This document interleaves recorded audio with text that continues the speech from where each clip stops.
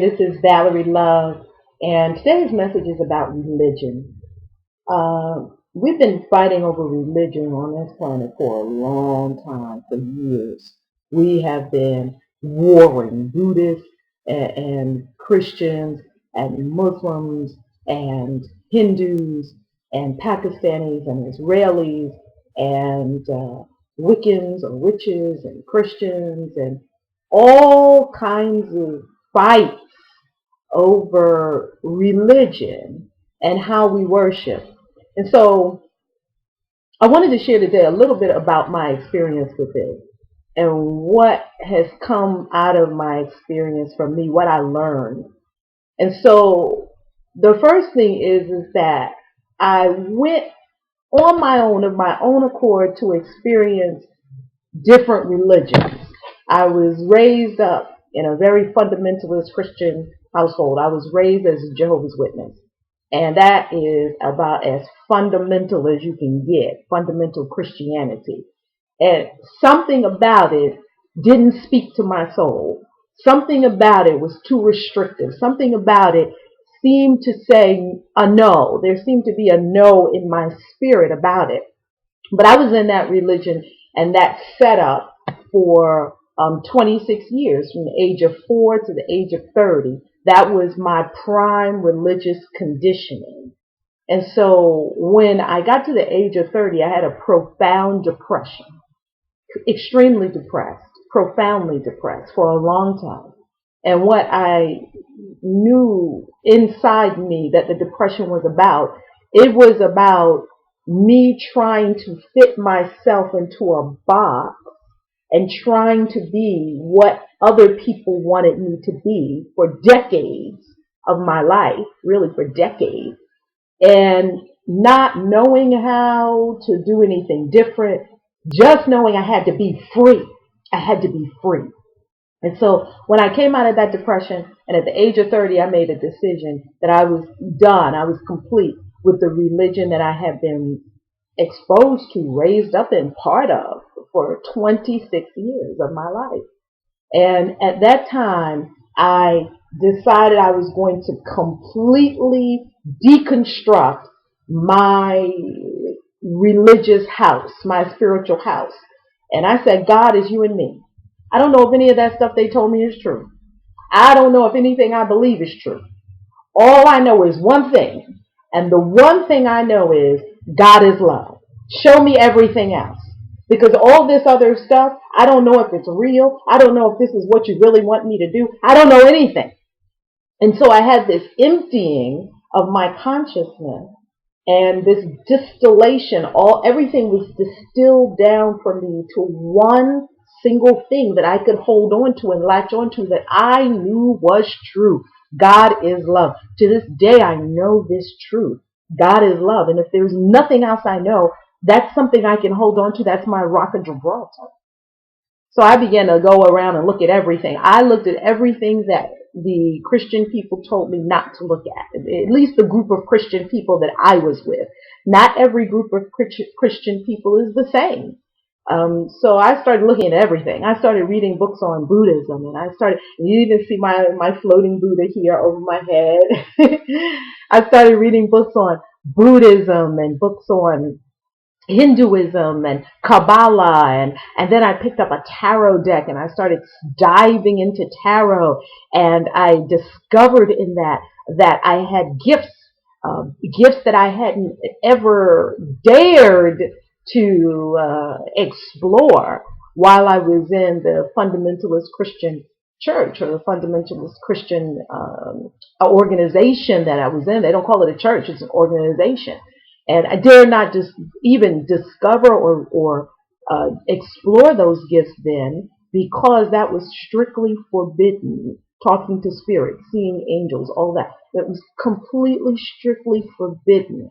And so, but what I knew was that wasn't my experience. My experience was I knew there was stuff around me in the spirit world. And yeah, there's lots of stuff around us in the spirit world. Most of us are afraid of it. I was afraid of it. I didn't start off afraid of it. I became afraid of it by the conditioning of the religion that I was in. So after I decided to leave that experience, I looked at everything. And I have since then, over the years, I went and I sat with the Native Americans, and they're here sitting in a in a sweat lodge and sitting drumming with my Lakota brothers and sisters, and sat with the natives in pipe ceremonies and felt the energy of that. And then going to the Hindu temple and sitting on the floor in the Hindu temple on mats and listening to this incredible sharing from the one who was there teaching us that day. And then going to the Buddhist group and sitting and chanting with Buddhists, chanting, chanting, chanting, chanting, chanting. And then going to the Jewish synagogue on a Saturday morning and sitting there and watching them unroll this incredible scroll and read from it, and to feel the energy of that. And then to go to many, many Christian churches. And one of my favorites, of course, is hanging out with my Wiccan friends, me being a witch myself. And so hanging out with my enchantress and my wizard friends and tarot groups and circles and all of that.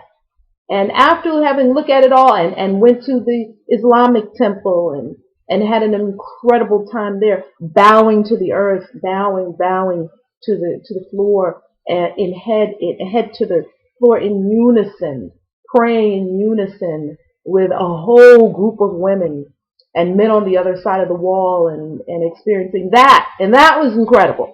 So all these places and all these experiences that I've had with all these major religions, it came to me crystal clear that my one thought, God is love, that really is it. That really is the essence of every religion. The essence of every religion is love. The essence of every spiritual teaching that is valid and that is constructive for the soul and the soul's unfoldment is love.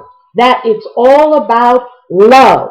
That everything that I believe we're trying to understand in the Christian paradigm of looking at the world is about love. And I believe that what the Buddhists are teaching us is love. And I believe that what our Islamic brothers and sisters are teaching us in the prayer and in the beautiful sacred tenets that they hold, at the core of it is love. And I believe that our Jewish brothers and sisters, as they unroll the Torah and read it and share with us what they are sharing, that has the basis of love. And that when I sit and do a tarot reading or sit with friends of mine that are also witches and psychics and channels and all of this, that the basis of what we do is love. And so all of it is about love. That's what it's all about. That's why we're here. That's what we are called to be, not do, be. And so I'm going to conclude with this.